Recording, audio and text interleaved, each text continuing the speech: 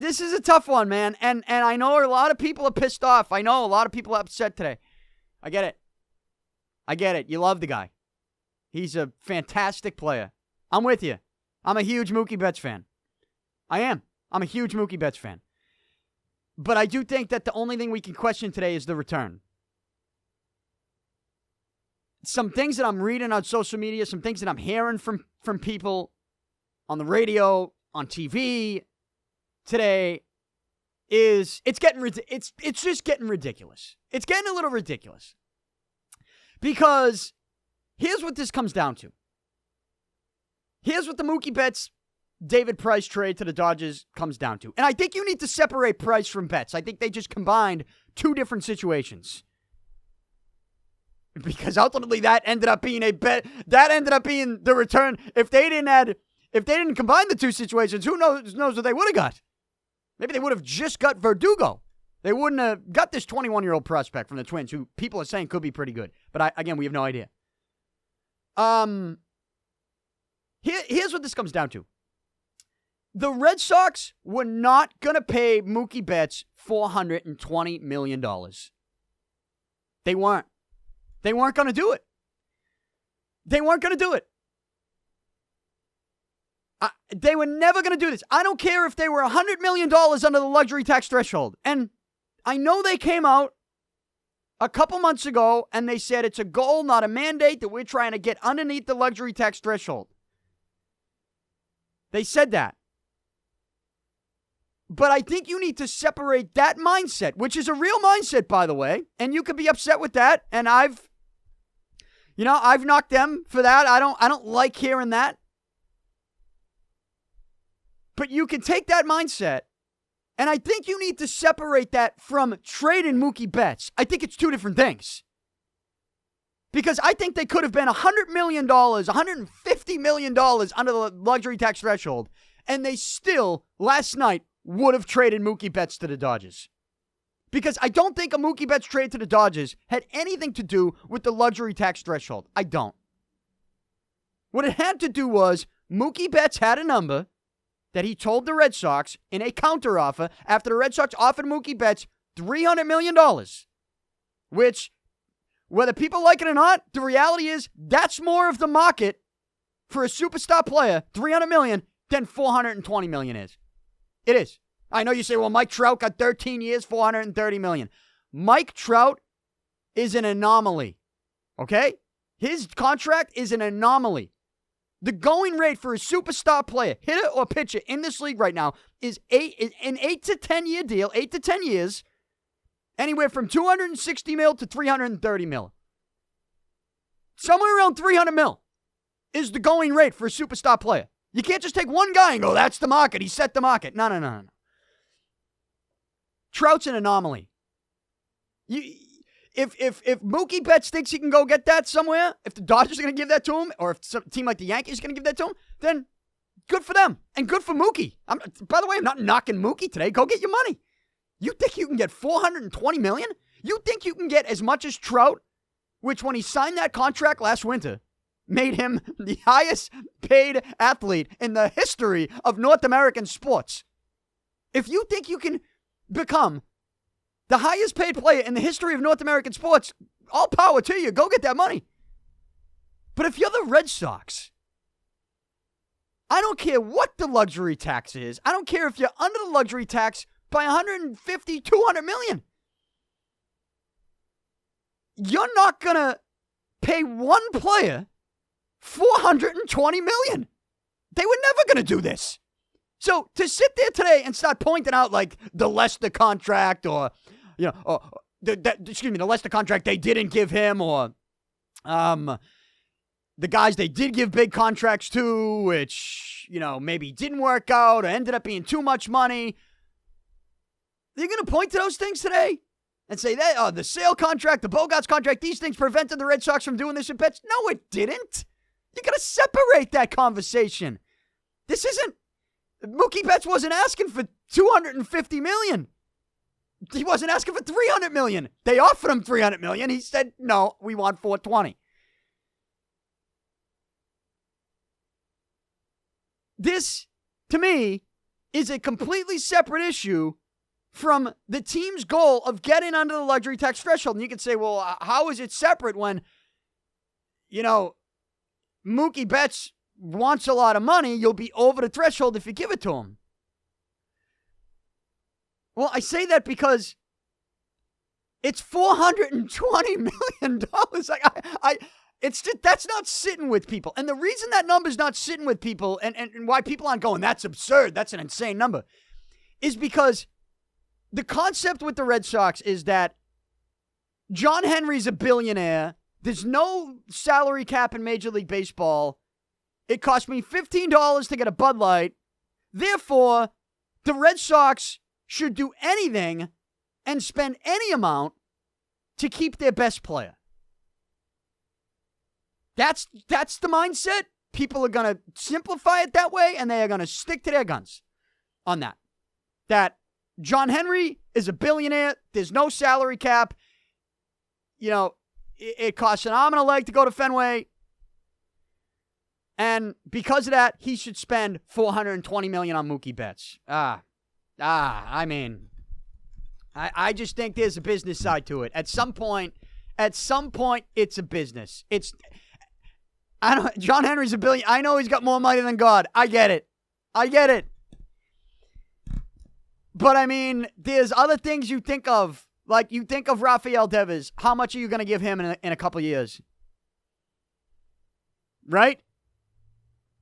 What if internally, they like Devers more as a power hitter, an elite franchise, spending his whole career at the DH spot, their next big poppy. What if they look at Devers like that and they're like, we're going to give Devers $350 million. You want to pay two guys close to $1 billion? At some point, you got to handle it like a business. You do. And you can't just when they don't give one guy $420 million, you can't just chalk it up to, they're cheap. They're raising the prices at Fenway. You're wasting your energy. They're going to raise the prices at Fenway with or without Mookie. They're raising the prices in all of the major ballparks. Maybe not even the major ones. I don't know. I assume that prices just go up everywhere. Well, Mookie Betts' price went up. But it went up to a point where the Red Sox were never giving him $420 million. Never. Luxury tax threshold or not. They were not going to give one player $420 million. That's an insane amount. It's not the market. Trout got it, but that's an anomaly. Bring it back down. Look at the rest of the league. Look at the rest of the contracts. They offered him $300. A realistic counteroffer would have been, why don't you give us $350? Okay, maybe we meet at $330 with Bryce Harper. They didn't do that. They essentially said, without saying the words, we're going to hit and test free agency because we want to get that Trout money. And the Red Sox are like, well, we're not going to give that to you. And me personally, my opinion on it is, I'm okay if you don't want to spend $420 million on one guy. I'm okay with that. I put it this way. I can understand it from a business perspective. But people just see Henry, he's a billionaire, he's got more money than God, they're raising the prices at Fenway, there's no salary cap, they don't have to handle this like a business. I don't know. I think if you're arguing that today, that's a tough look. If you're telling me this is a salary dump as well, that's a tough look. That doesn't make sense. A salary dump is if they have Mookie Betts under a contract. If they signed him to that contract last year and then they said, you know what? We can't pay this. We don't want to pay this anymore. So we're going to dump the salary. They didn't sign him to a deal. They were never close. There never was a negotiation. Mookie Betts never wanted to have the negotiation. If we're being honest, nobody wants to admit that. If somebody does say it, you're like, oh, you're kicking him while you're booting him out the door, or the smear campaign has begun. The PR battle works both ways. When you have the counteroffer of $420 million, you're essentially saying we're testing free agency. You're just not saying those words because of the PR battle. You never say those words. Mookie Betts' agent, got to look into this too. Mookie Betts' agent just left the agency he was with. And his agent took a couple players with him. Betts stayed with the agent who's starting his new agency, his new company. They want to battle with Boris. He wants to be right there with the agent's got a certain mindset here too. And again, good for them for getting the money. Like, I can understand both sides of it. People today, though, here in Boston, they can't understand the Red Sox side. They can't understand the business side because they just chalk it up to, John Henry's got more money than God. He's raising the prices at Fenway. How can you not pay a best player? It's I hate to be Debbie Downer here, but it's a little more complicated than that. The Red Sox, trading Betts is not about getting under the luxury tax threshold. It's not a salary dump. It's never wanting to pay one player $420 million. That's it. Especially over 12 years. Especially over 12 years. It's not a salary dump. You could say, well, David Price, that's a salary dump, even though you're eating half of the salary. They shouldn't have to eat half of David Price's salary. That's ridiculous. But it kind of shows just how desperate you could take David Price and you could go, all right, now they're trying to do things to get under the luxury tax threshold. It's a pitcher getting into his mid-30s who's got a lot of money left the next 3 years. But here's the deal. Even if Mookie Betts stayed, if they kept him and he played out this season, the Red Sox were going to trade Price either in the next month, during this coming season, or definitely next winter when he had 2 years left on his deal. They were going to trade Price at some point anyways, and I think that's probably the mindset of maybe they weren't going to trade him till next winter, so they were going to pay him the $32 million this year, and so they're like, all right, we'll eat a little more than that in order to just get rid of him, knowing that we were going to trade him next year anyways. That's a salary dump. You say, well, doesn't that mean they use Mookie Betts to dump the salary? Well, in a way, yeah, but since they are two separate situations, when you know you're going to trade Mookie because you're not paying him $420 million and you got to get something for him now, you might as well combine the two. I think at that point, you'd be full. If you agreed to trading both of those guys, why wouldn't you want to combine the two to try to get the most return? That's just, again, smart business. That's what that is. Because if you're trading Mookie Betts, a guy who everybody knows is going to go to free agency, it's a one-year rental.